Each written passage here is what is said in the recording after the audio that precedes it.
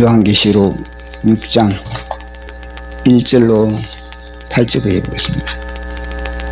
요한계시록 6장 1절로 8절까지. 자, 우리 같이 합독하도록 하겠습니다. 시작. 내가 봄에 어린 양이 7 중에 하나를 떼시는데 그때 내가 들으니 내 생물 중에 하나가 우레소리같이 말하되 오라 하기로, 이에 내가 보니 흰말이 있는데 그 탄자가 활을 가졌고 면류관을 받고 나아가서 이기고 또 이기려고 하더라. 둘째인을 떼실 때에 내가 들으니 둘째 생물이 말하되 오라 하니, 이에 다른 붉은 말이 나오더라. 그 탄자가 허락을 받아 땅에서 화평을 제하여 버리며 서로 죽이게 하고 또 큰 칼을 받았더라. 셋째인을 떼실 때에 내가 들으니 셋째 생물이 말하되 오라 하기로, 내가 보니 검은 말이 나오는데 그 탄자가 손에 저울을 가졌더라. 내가 내 생물 사이로부터 나는 듯한 음성을 들으니 이는 이론의 밀 한 대요 한 데나리온의 돌이 숫대로다. 또 감람류와 포도주는 해치 말라 하더라. 아멘. 7절도 8절 시작. 넷째 인을 떼실 때 내가 넷째 생물의 음성을 들으니 말하되 오라 하기로, 내가 봄에 청황색 말이 나오는데 그 탄자의 이름은 사망이니 음부가 그 뒤를 따르더라. 그들이 땅 4분의 1의 권세를 얻어 검과 흉년과 사망과 땅의 짐승으로서 죽이더라. 아멘. 기도하겠습니다. 성삼위일체 하나님 아버지, 오늘도 우리를 생명호흡을 허락하시고 하루를 축복하심을 감사합니다. 우리가 요한계시록을 펼쳐보고 있는데 주님 사도 요한에게 요한계시록을 열어주었듯이 우리 마음도 활짝 열어주시사 주님 이 요한계시록의 의미를 우리가 깨닫고 또 무장하고 마지막 시대를 또 주님의 말씀으로 승리하는 삶이 또 우리가 탑재되게 하여 주시옵소서. 말씀을 전하는 제 자신도 온전한 주님의 대언자 되기 원하며 예수님 이름으로 기도드리옵나이다. 아멘. 이 요한계시록의 이 6장과 7장은 요한계시록 전체의 하나의 개요입니다. 전체의 하나의 압축 파일로 그렇게 전체를 이제 설명을 대충 그렇게 하고, 마치 책에 이제 이 머리말이나 아니면은 어떤 페이지를 이제 간단히 설명해 놓은 것처럼 그렇게 이 6장과 7장을 앞으로 펼쳐질 인류의 모든 역사의 파노라마를 그렇게 이야기를 하고 있는 겁니다. 그래서 이것을 6장부터 마지막 7년 환란에 들어간다 이렇게 생각해 버리면은 이 6장의 해석이 약간 달라질 수가 있는 겁니다. 근데 이 6장부터 6장 7장은 뭐냐면은 요한 때부터, 사도 요한 때, 그러니까 도미티안 황제 때 엄청난 핍박으로 인한 교회의 그런 고난을 당할 때, 그 요한 때부터 인류의 마지막 때까지의 모든 그런 긴 역사를 갖다가 이제는 압축 파일로 6장 7장은 전체적인 개요를 그렇게 기록해 놓았다. 그렇게 이해하시면은 이 요한계시록을 잘 또 해석할 수가 있습니다. 그래서 오늘 보니까 먼저 흰말이 그렇게 등장합니다. 흰말이 보니까 이 전쟁을 상징하고, 또 이 흰말이 뭔가 승리를 위하여서 그렇게 힘쓰고 애쓰는 그런 부분인데, 우리 흰말의 부분을 살펴보도록 하겠습니다. 2절 시작. 이에 내가 보니 흰말이 있는데 그 탄자가 활을 가졌고 면류관을 받고 나아가서 이기고 또 이기려고 하더라. 아멘. 그러니까 이 흰말에 대한 이 해석이 두 가지입니다. 크게 하나는 이 적그리스도다 이렇게 해석을 하고, 또 하나는 이거는 복음 활동이다 그렇게 해석을 하고 있는 겁니다. 그래서 이 적그리스도로 해석을 하든지 아니면 복음 활동을 해석하든지 자관 싸우는 겁니다.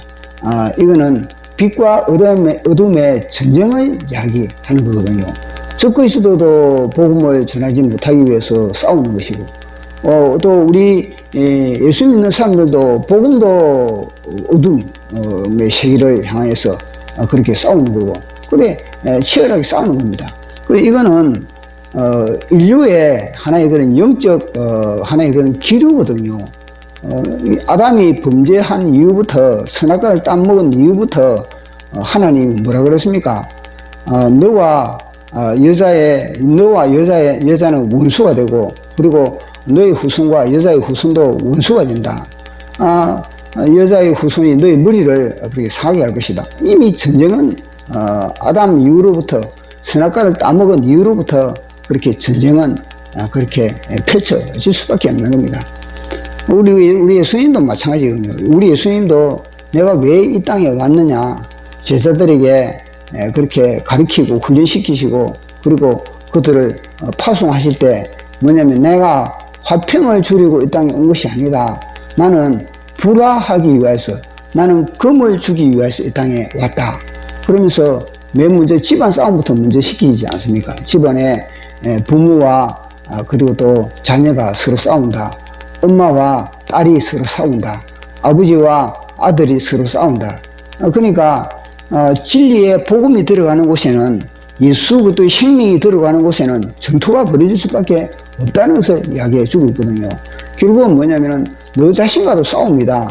너 속에 예수 그리스도의 복음의 빛이 들어가면은 너를 사랑하느냐, 아니면은 하나님을 사랑하느냐. 너를 사랑하면은 너는 죽을 것이고, 그러나 하나님을 사랑하면은 너는 살아날 것이다. 이 복음이 들어가는 곳에는 전투가 벌어지는 것을 우리에게 성경은 이야기를 하고 있는 겁니다. 그래서 우리는 이 신말은 이 요한계시록 전체의 하나의 그런 개요로서 이거는 복음 활동이다, 이렇게 해석을 하면은 아주 무난한 것입니다. 또 이 적그리스도로 해석해 보면은 왜 이게 좀 어울리지 않냐면은, 적그리스도는 7년 환란에 맨 처음에 등장했다가, 그리고 7년 환란 중간에 이제는 그들이 자기의 활동을 본격적으로 하게 되는 거거든요. 근데 이 6장부터는 지금 7년 환란에 들어가는 때가 아닌 겁니다. 7년 환란은 저 뒤에 보면은 요한계시록 11장이나 12장에 보면은 7년 환란에 대해서 전 3년 반, 후 3년 반 그것에 대해서 이야기를 언급하고 있거든요. 근데 지금 이 6장부터는 바로 7년 환란 들어가 버리면, 그러면은 요한이 활동하던 그 시대에 7년 환란이 바로 그때로 하는 겁니까? 아니거든요. 요한이 활동하는 그 시대는 이제 7년 환란 들어가려면 아주 육서적으로 아주 지금 이 시대에 지금 사실 이 7년 환란에 가까운 그런 시대지 않겠습니까? 그럼 요한이 살던 시대하고 지금 시대하고는 너무나 많이 떨어지기 때문에 이 흰말을 적그리스도라고 해석하기는 너무 이르다. 그래서 이것을 복음 활동의 시작이다, 그렇게 해석을 하면은 아주 무난하게 이 앞으로 요한계시록을 풀어가는데 그렇게 어그러짐이 없는 겁니다.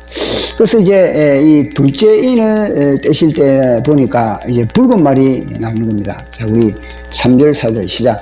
둘째 인을 떼실 때 내가 들으니 둘째 샘물이 말하되 오라 하니, 이에 다른 붉은 말이 나오더라. 그 탄자가 허락을 받아 땅에서 화평을 제하여 버리고 서로 죽이게 하고 또 큰 칼을 받았더라. 아멘. 이것도 뭐냐면은 이 둘째인 이 붉은 말, 이것도 하나의 전쟁이거든요. 전쟁을 이야기해 주는 겁니다. 그리고 역시 복음이 들어가는 곳에는 이 전쟁이 일어날 수밖에 없는 겁니다.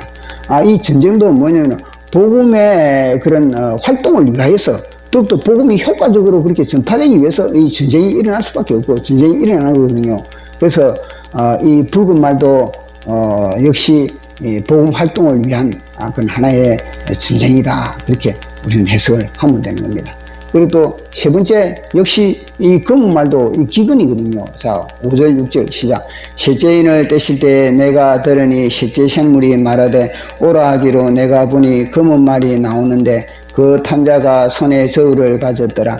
내가 내 샘물 사이로부터 나는 듯한 음성을 들으니 이르되 한 데나리온의 밀 한 대요 한 데나리온의 보리 숫대로다. 또 감람누와 포도주는 해치 말라 하더라. 아멘. 이 기근도 마찬가지입니다. 왜 기근이 주어지는가? 이건요, 복음을 위한 기근인 겁니다. 복음이 효과적으로, 복음이 능력 있게 전파되기 위하여서 기근이 오는 겁니다. 너무 부유하면은, 보십시오. GNP가 $1,000, $2,000, $3,000 이되면요, 복음에 대해서 관심이 없는 겁니다. 그래서 하나님은 이 물질의 신, 만몬신을 의지하는 이 사람들을 갖다가 다시 영의 굶주림, 영혼의 굶주림을 그렇게 일으키기 위해서는 어떻게 해야 되겠습니까? 그들이 의지하는 물질을 갖다가 완전히 정리를 해야 되지 않겠습니까? 마치 라오디게아 교회를 보면 잘 알 수 있는 겁니다. 라오디게아 교회가 그들은 나는 부족함이 없다, 나는 부유하다. 근데 하나님이 영적으로 볼 때는 너희들은 가난하다, 너희는 가련하다, 너는 초라하다, 너는 벌거벗었다. 그렇게 진단을 내리지 않겠습니까? 그럼 이 라오디게아 교회를 갖다가 회개시키기 위해서는 어떻게 해야 되겠습니까? 물질에 하나님의 징계가 있어야 되는 겁니다. 물질을 의지하는 것을, 물질 무상을 그들이 섬기고 있거든요. 그러나 그들은 나름대로 우리는 하나님을 섬긴다, 우리는 예수 그들을 우리는 모시고 있다. 그런데 하나님이 영적으로 진단은 뭐냐? 너희들은 물질이 우상이다, 너는 예수 그들을 문 밖에 내어 쫓았다. 그렇게 진단을 정확하게 하고 있지 않겠습니까? 그래서 하나님이 볼 때는, 야, 너희들이 진짜 부유한 것은 뭐냐? 금을 사라, 금을. 금을 사가지고, 불에 연단된 금을 사가지고 너 부유케 해라. 너 안약을 사가지고 너 영의 눈을 너 밝히라. 그렇게 이야기를 하고 있지 않습니까? 너 금을 사고, 안약을 사고, 또 너 벌거벗은 거, 너 부끄러움을 없애려면은 흰옷을 사라. 그렇게 이야기를 하고 있지 않습니까? 그래서 이것도 역시 뭐냐면은, 기근도 복음을 위한 그런 하나님의 그런 기근을 이 땅에 주신다는 겁니다. 그것을 통해서 복음이 더욱더 영향력 있게, 능력 있게 그렇게 전파되는 것을 말해주는 거거든요. 역시 이제 이게 넷째인도 마찬가지입니다. 넷째인도 하나의 그런 이 죽음이 하나의 이거는 큰 질병이라든지 그런 거거든요. 자, 넷째인 7절 8절 시작. 넷째인을 떼실 때에 내가 넷째 생물의 음성을 들으니 말하되 오라 하기로 내가 봄에 청황색 말이 나오는데 그 탄자의 이름은 사망이니 음부와 그 뒤를 따르더라.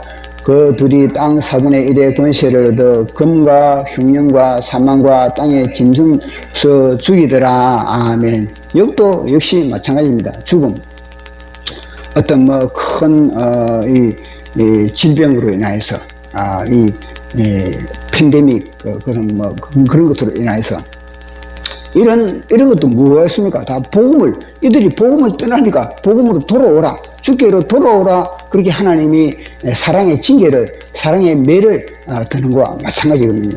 다 이 복음 활동을 위하여서 하나님이 그렇게 다 하나님의 사랑의 조치를 취하는 것이 바로 이 흰말이 떨어지는 것이고, 그리고 또 이 붉은말이, 그리고 붉은말의 활동, 그리고 또 이 청황색 말의 활동, 검은말의 활동, 이 모든 것은 다 어떻게 하면은 하나님이 이 전 세계의 복음 활동을 왕성히 할까? 이게 뭐냐면, 개인적으로 보면은 우리 정광 목사님이 이야기할 때 복음의 7대 연합하고 똑같은 겁니다. 예수부터 영접하고 나면은, 빛을 영접하고 나면은 우리 속에 붉은말의 역사가 또 나타납니다. 그 뭐죠? 핍박, 전쟁이 일어나거든요. 예수부터 영접하고 나면은 또 뭐냐면 가난, 여러 가지 직업을 잃을 수밖에 없었고, 그리고 유리방황할 수밖에 없었고, 토굴에 살 수밖에 없었고, 예수부터 이름 때문에 핍박을 받는 그런 현상이 벌어지고 있는 거거든요. 또 예수부터 이름 때문에 어떻게 되는 겁니까? 죽임을 당하고, 그렇게 이 암열에 불에 살기도 하고, 또 칼에 상하기도 하고. 다 뭐냐면요, 복음의 7대 연합을 개인적으로 이룰 때, 그건 뭐냐면 인류적으로도 마찬가지, 인류적으로 복음의 7대 연합을 하나님이 그렇게 이루어가는 그 과정이 뭐냐면 요한계시록의 이야기거든요. 거기 보면 요한계시록 이걸 갖다가 복음의 7대 연합으로 풀어가면은 또 그게 딱 들어맞는 겁니다. 저 뒤에 보면 다 뭐냐면은 고난의 연합이 있을 뿐만 아니라, 그 다음에는 죽음의 연합이 있는 것이고, 그리고 죽음의 연합이 있었을 때 또 부활의 연합이 있는 것이고, 또 부활의 연합을 이룬 이후에 그럼 또 하늘의 성천의 연합이 있는 것이고, 성천의 연합이 있은 이후에 또 보면은 천년왕국의 연합이 있는 것이고, 천년왕국의 연합 이후에 이제는 마지막 인류의 새 예루살렘의 연합이 있는 것이고, 이 복음의 10대 연합을 요한계시록이 또 설명하고 있는 거하고 똑같은 겁니다. 그래서 우리는 이 인을 떼는 이 모든 것은 다 하나님이 복음을 편만케 하고 복음을 효과적으로 복음이 주인공, 우선이 복음이 주인공입니다. 주인공. 이 요한계시록 성경 전체가 복음이 핵심인 것처럼 이것도 요한계시록도 그렇게 복음을 위해서 오직 예수 그리스도의 생명을 위하여서 그렇게 이 계시록이 기록되었다. 그렇게 여기면은 우리의 삶의 현장에도 우리가 이 복음의 빛, 승리의 이 복음을 가진 이상은 우리는 현장이 영적 전투가 일어날 수밖에 없는 것이다. 그래서 바울도 그러지 않습니까? 넉넉히 우리를 이기게 하신다. 사도 로마서를 통해서 뭐냐면은 누가 우리를 대적하리요? 주님이 우리를 갖다가 의롭다 하시는데 누가 우리를 정죄하느냐? 주님이 우리를 갖다가 자녀 삼았는데 누가 우리를 갖다가 사랑해서 끊으리요? 환난이나 공고나 핍박이나 기근이나 적신이나 위험이나 칼이라 기록되어서되 우리가 종일 도살할 양처럼 그렇게 예수님처럼 도살할 양처럼 여김을 당하고 그리고 또 마치 죽임을 당하는 그런 한이 있더라도 우리는 넉넉히 이기느니라 그렇게 이야기를 하고 있거든요. 그래서 역시 우리는 영적 전투가 이 신발이 떨어질 때와 그런 사건이 우리의 삶의 현장에서 일어날 수밖에 없는 겁니다. 그래서 흰말이 이 모든 전쟁 그리고 또 이 핍박, 붉은 말의 핍박 그리고 또 검은 말의 기근 그리고 청황색 말의 죽음의 이 모든 상황들 다 그것이 합력하여 우리를 갖다가 선하게 하나님 하시기 위해서 하는 하나님의 그런 계획 속에 다 있는 것이다. 이렇게 아시고 이런 것들이 주어질 때마다 주님 나에게 하나님의 내가 빛을 소유했기 때문에 내가 생명을 소유했기 때문에 이런 고난도 오고 이런 가난도 오고 이런 죽음의 위협도 오고 이렇게 오는구나. 감사함으로 우리가 이것을 감당하는 저와 여러분 되기를 예수 그리스도 이름으로 축원합니다.